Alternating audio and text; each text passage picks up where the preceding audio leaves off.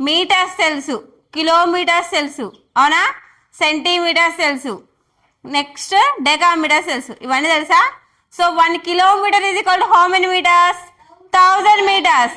1 meter is equal to how many centimetres?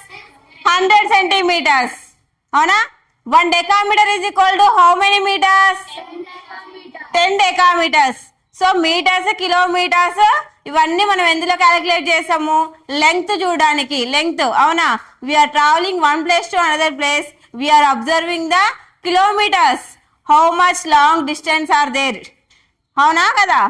మనం ఒక place నుంచి ఇంకో ప్లేస్కి వెళ్తున్నామంటే ఇక్కడి నుంచి నేరేడుచర్ల నుంచి సూర్యాపేటకి ఎంత డిస్టెన్స్ ఉంది, ఎన్ని కిలోమీటర్ల దూరం ఉన్నది, సూర్యాపేట నుంచి హైదరాబాద్కి ఎన్ని కిలోమీటర్లు ఉంది, ఎంత డిస్టెన్స్ ఉంది అనేది మనం మీటర్స్, కిలోమీటర్స్, సెంటీమీటర్స్ ద్వారా క్యాలిక్యులేట్ చేసుకుంటాం, అవునా?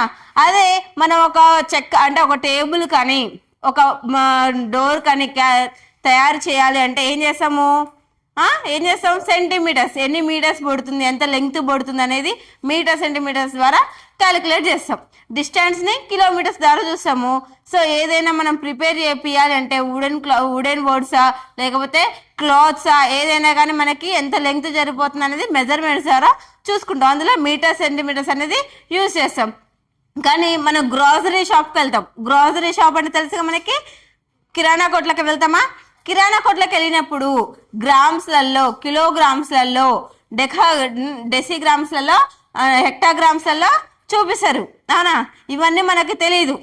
For suppose we are purchasing sugar or maida or గోధుమ, ఇవన్నీ మనము పిండి పదార్థాలు, చక్కెర కానీ ఏ తీసుకున్నా కానీ కేజీలలో తీసుకుంటాం.